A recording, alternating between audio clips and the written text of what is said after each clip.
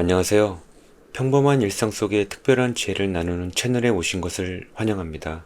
앞으로 이곳에서 우리 세대의 따뜻한 이야기와 삶의 깊은 통찰이 담긴 사연들을 들려드리려고 합니다. 함께 소통하며 편안하게 쉬어갈 수 있는 공간이 될 수 있도록 정성껏 준비할 테니 많은 관심과 응원 부탁드립니다. 자, 그럼 시작하겠습니다. 경기도 파주에 살고 있는 김용숙이라고 합니다.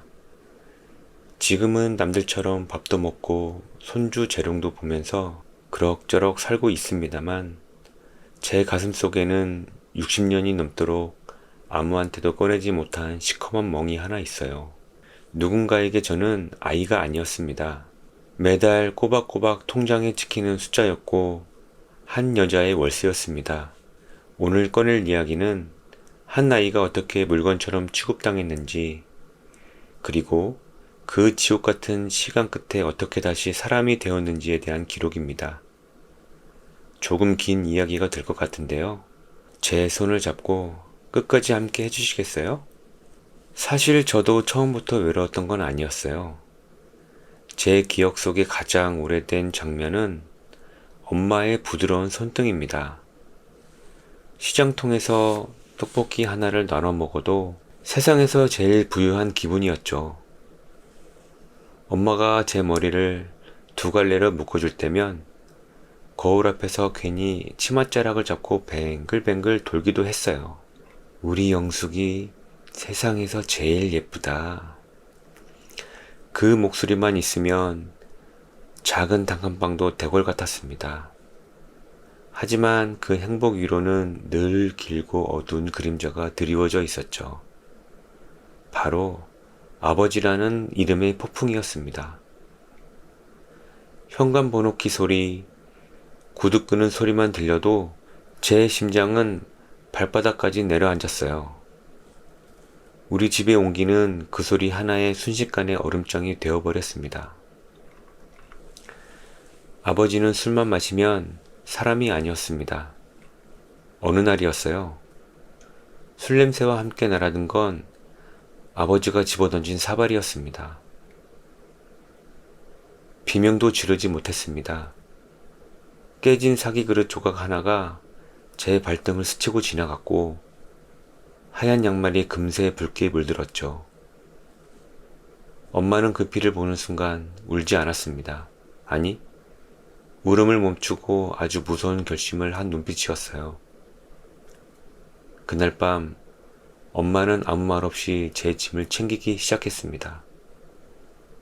그게 우리 모녀의 기나긴 이별의 시작이라는 걸 저는 꿈에도 몰랐습니다. 새벽 4시, 아직 어둠이 가시지 않은 골목길에 엄마와 저는 숨죽여 걸었습니다. 소리를 내면 아버지가 쫓아올 것만 같아 신발 소리조차 조심스러웠죠. 우리가 도착한 곳은 낯선 쉼터였습니다. 태어나서 처음으로 문 잠그는 법을 배우고 나서야 겨우 눈을 붙일 수 있었던 곳. 하지만 엄마는 이미 몸도 마음도 너무 망가져 있었습니다. 저 하나를 온전히 책임질 힘이 남아있지 않았죠. 며칠 뒤 엄마는 제 손을 꼭 잡고 울먹이며 말했습니다. 영수가, 엄마가 금방 데리러 올게. 꼭 약속할게.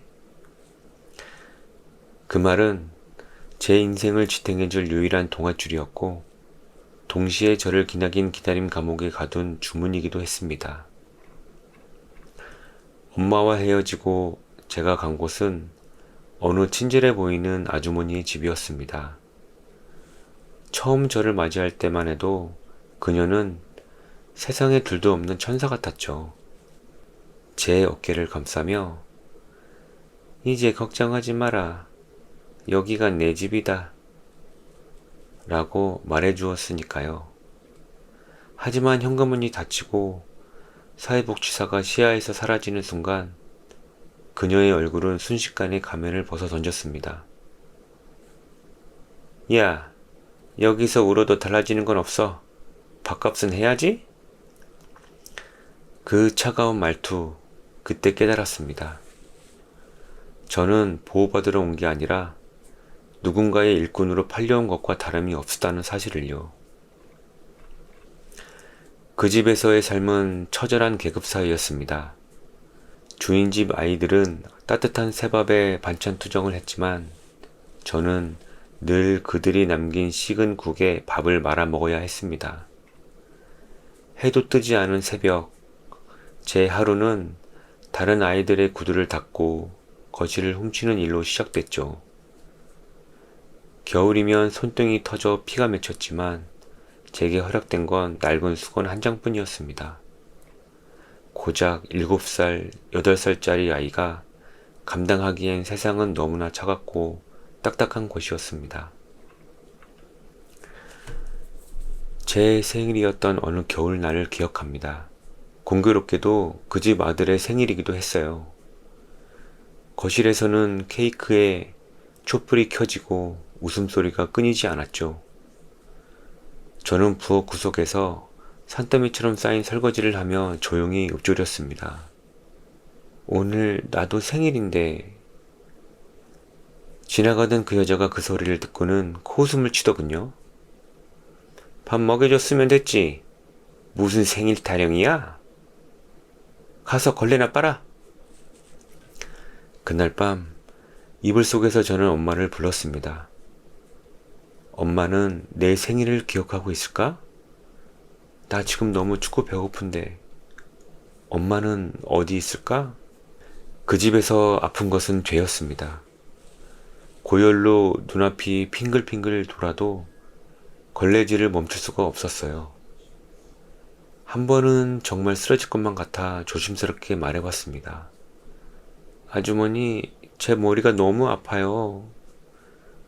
돌아온 대답은 날카로운 화살이었습니다. 누가 널 공짜로 키우니? 아프면 밥을 먹지 말든가. 그때 알았습니다. 저는 그들에게 아파서는 안 되는 기계였다는 걸요. 하지만 그런 지옥 속에서도 제가 버틸 수 있었던 건 언젠가 엄마가 이 문을 열고 들어와 저를 안아줄 거라는 단 하나의 믿음 때문이었습니다. 학교는 잠시나마 그 집을 벗어날 수 있는 탈출구였지만 동시에 가난과 상처를 확인받는 곳이기도 했습니다. 친구들이 주말에 놀이공원 간 이야기를 할 때 저는 거칠어진 제 손을 책상 밑으로 숨기기 바빴죠. 선생님이 제 팔에 멍자국을 보고 물으셔도 저는 그저 넘어졌어요 라고 말만 했습니다. 진실을 말하면 그 집에서 쫓겨날까봐, 그러면 엄마가 저를 찾지 못할까봐 그게 제일 무서웠거든요. 공부도 나쁘지 않았어요. 선생님이 간간히 칭찬해 주시는 그 한마디가 그 집에서는 단 한 번도 들어본 적 없는 말이었으니까요. 그러던 어느 날 밤이었습니다. 목이 말라 거실로 나온 저는 듣지 말아야 할 이야기를 듣고 말았죠. 그 여자가 누군가와 통화하며 낄낄거리는 소리였습니다.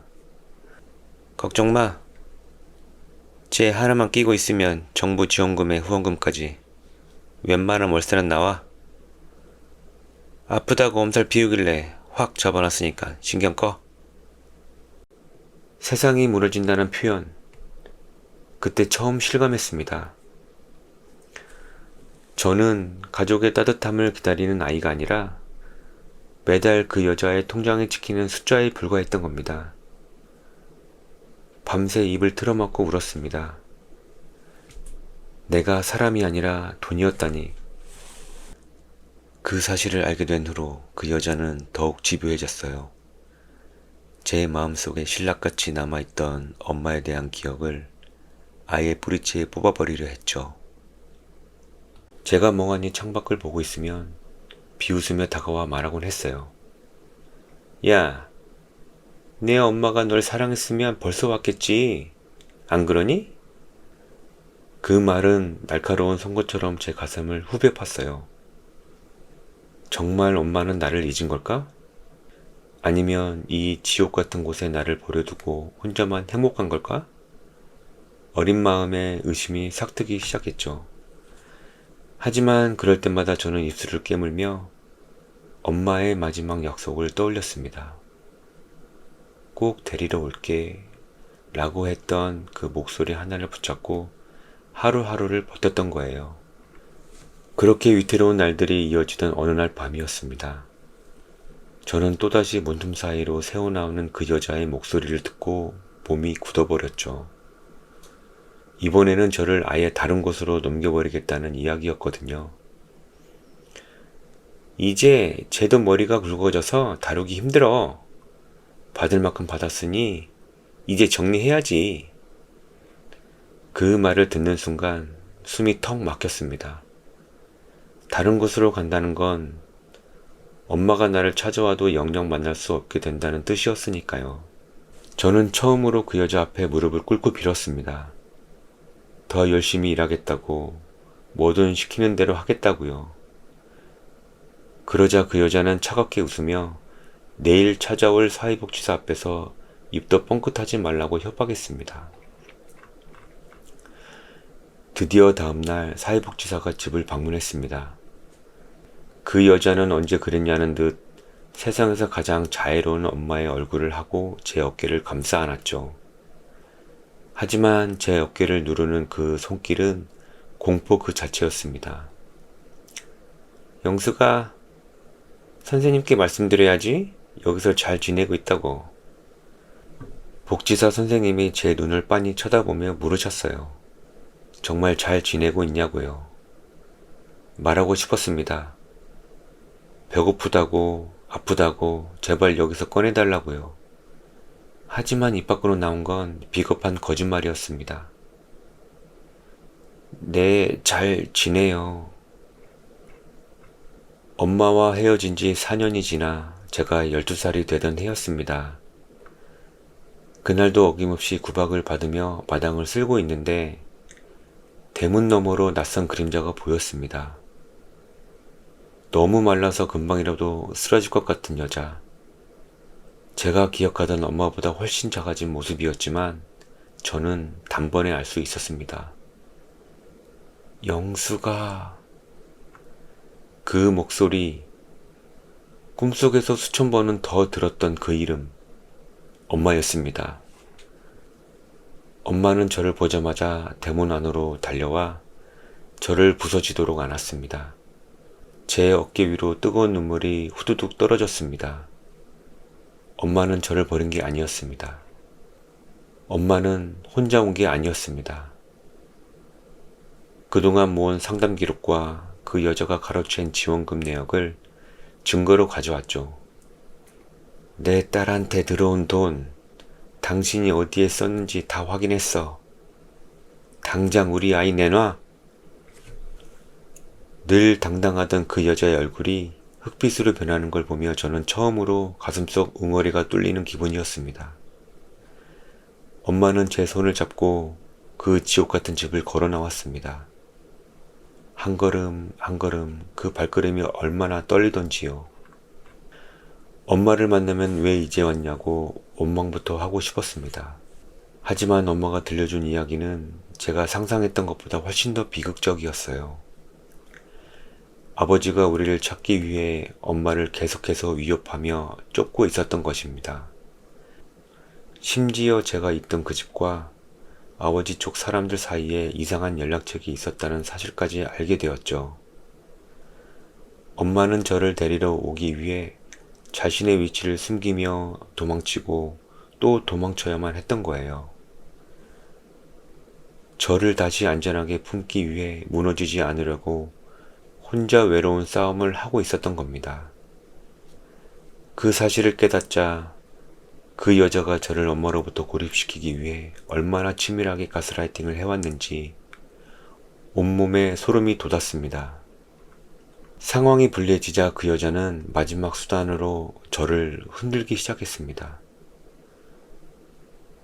엄마를 따라가면 또 굶게 돼. 여기서 살던 대로 사는 게 학교도 계속 다닐 수 있어.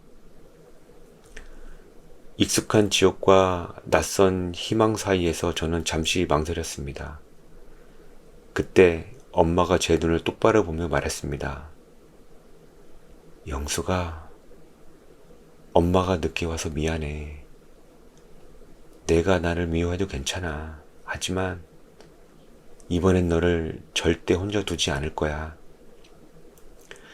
그 진심 어린 한마디가 제 마음속 마지막 빗장을 열어 젖혔습니다. 저는 처음으로 그 여자의 눈을 똑바로 쳐다봤습니다. 평생 고개를 숙이고 살았던 제가 처음으로 내뱉은 말은 분노보다 더 깊은 슬픔이었죠. 아주머니는 저를 키워준 게 아니라 부려먹은 거잖아요. 저는 아주머니한테 그냥 돈이었잖아요. 그 여자는 당황해서 악을 썼지만 이제 그 목소리는 더 이상 무섭지 않았습니다. 제가 제 입으로 진실을 말하는 순간 그 집을 짓누르던 어두운 사슬이 비로소 끊어지는 것 같았습니다. 저는 처음으로 제 자신의 편이 되어주기로 했습니다. 엄마 쪽으로 걸어가는 그 몇 걸음이 왜 그렇게 멀게만 느껴졌을까요? 그것은 단순히 물리적인 거리가 아니라 제가 혼자서 견뎌온 수년의 세월을 거슬러 올라가는 고통스러운 과정이었기 때문일 겁니다. 마침내 엄마 앞에 섰을 때 저는 참아왔던 울음을 터뜨리고 말았습니다. 엄마, 나 진짜 무서웠어. 나 너무 힘들었어. 엄마는 아무 말 없이 저를 안아주었습니다.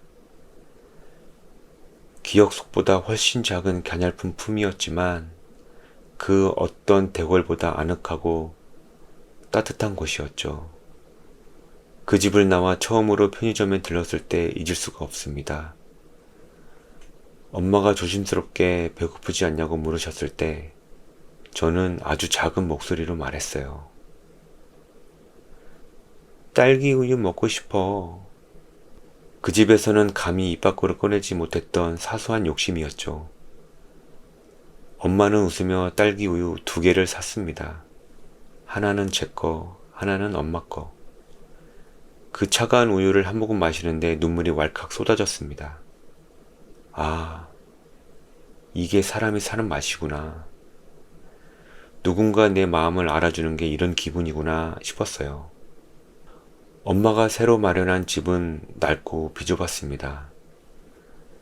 벽지도 누렇고 가구도 거의 없었지만 그곳은 문에 잠금장치가 없어도 안심하고 잘 수 있는 첫 번째 공간이었습니다. 엄마는 시장에서 사온 분홍색 실내화를 제 앞에 내밀었습니다. 어릴 때 제가 좋아하던 색깔을 엄마는 여전히 기억하고 계셨던 거죠. 그 사소한 배려 하나하나가 제가 다시 사람으로 대접받고 있다는 사실을 깨닫게 해주었습니다. 그날 밤 저는 수년 만에 악몽을 꾸지 않고 깊은 잠에 들 수 있었습니다. 하지만 상처는 그리 쉽게 아물지 않았습니다. 밤마다 작은 소리에도 소스라치며 깨어나고 밥을 먹다가도 누군가 뺏어갈까봐 서두르는 버릇은 여전했죠. 엄마는 그런 저를 원망하거나 서두르지 않았습니다.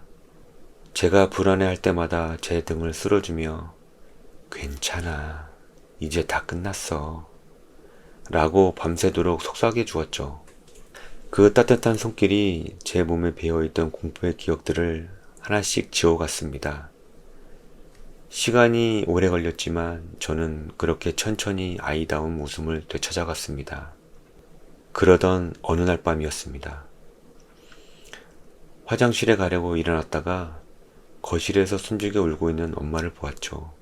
엄마는 자신의 무능함 때문에 제가 겪어야 했던 고통을 자책하며 가슴을 치고 계셨습니다.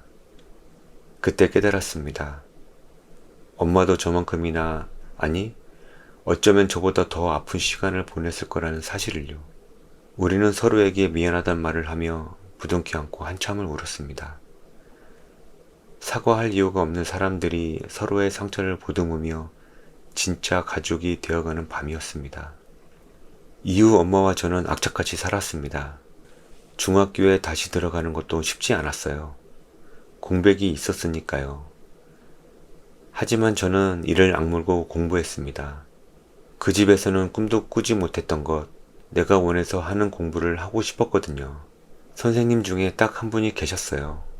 저를 가만히 지켜보시다가 어느 날 방과 후에 부르시더니 참고서 2권을 건네주시며 말씀하셨죠.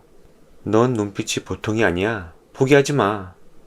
그 말 한마디가 저를 다시 책상에 앉혔습니다. 엄마는 공장에서 새벽 일을 하셨고 저는 학원은커녕 학습지도 없었지만 도서관에 죽치고 앉아 자습을 했습니다. 고등학교를 졸업하던 날 엄마는 한복을 입고 교문 앞에 계셨어요. 제가 처음으로 제 손으로 뭔가를 이루어낸 날이었습니다. 20살이 넘어 첫 직장을 잡았습니다. 작은 회사 격리 자리였지만 저한테는 세상이 다 열린 것 같았죠. 첫 월급날 저는 시장에 가서 엄마가 좋아하는 갈치를 사들고 집에 들어섰습니다. 엄마는 제가 봉투를 내미는데 한참을 바라보시더니 고개를 돌리셨어요. 뭐하러 이런 걸 사왔어? 그러면서 부엌으로 들어가시는 엄마의 어깨가 가늘게 떨리고 있었습니다. 저도 울었습니다. 우리가 그토록 바라던 평범한 일상이 드디어 시작된 것 같아서요. 그날 우리는 오랜만에 식탁에 마주 앉아 밥을 먹으며 별말 없이 웃었습니다. 그게 제 인생에서 가장 부유한 저녁이었습니다. 그 후로 참 많은 시간이 흘렀습니다. 저는 결혼을 했고 예쁜 딸도 낳았습니다. 엄마는 손주 재령을 보며 오랜만에 소녀처럼 웃으셨죠. 이제야 진짜 우리 가족이 제자리를 찾은 것 같았습니다. 하지만 인생은 참 얄궂기도 하죠.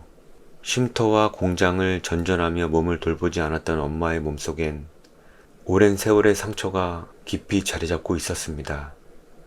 제가 40을 갓 넘겼을 무렵 엄마는 결국 자리에 누우셨습니다.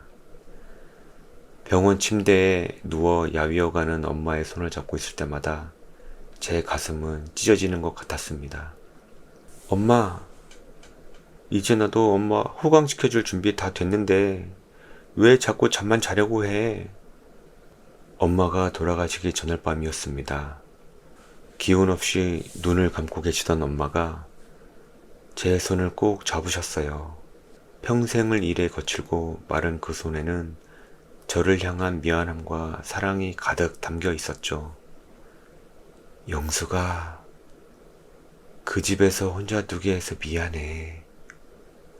엄마가 너 찾느라 너무 늦었지? 저는 엄마의 손에 제 얼굴을 묻고 오열했습니다. 아니야, 엄마. 나 찾아와줘서 고마워. 엄마 덕분에 나 여기까지 살 수 있었어. 엄마 사랑해. 엄마는 제 말을 들으신 듯 엷은 미소를 지으시고는 다음날 새벽 조용히 눈을 감으셨습니다. 이제 엄마는 아버지를 피해 도망갈 필요도 없고 딸을 걱정하며 울지 않아도 되는 곳으로 가셨겠죠. 엄마가 돌아가신 지 벌써 20년이 넘었습니다. 하지만 저는 아직도 가끔 딸기 우유를 사들고 엄마의 묘소를 찾습니다. 하나는 제 거, 하나는 엄마 거. 그 차가운 딸기 우유를 손에 쥐고 있으면 이상하게도 엄마 곁에 있는 것 같아서요. 사람들은 제 인생이 참 기구하다고들 합니다. 하지만 저는 그렇게 생각하지 않아요. 비록 긴 시간 동안 돈으로 취급받으며 상처 입었지만 결국 저를 끝까지 포기하지 않은 엄마의 사랑이 저를 다시 살게 했으니까요. 한 가지만 말씀드리고 싶어요. 나를 낳아준 사람이 아니라 나를 위해 도망치면서 포기하지 않는 사람. 그게 진짜 엄마라는 걸요. 오늘 제 이야기가 여러분 곁에 있는 소중한 사람을 한 번 더 안아주는 계기가 되었으면 합니다. 오늘 준비한 이야기는 여기까지입니다. 여러분의 응원의 댓글 그리고 구독과 좋아요, 알림 설정까지 부탁드립니다. 다음 이야기로 다시 찾아뵙겠습니다. 감사합니다.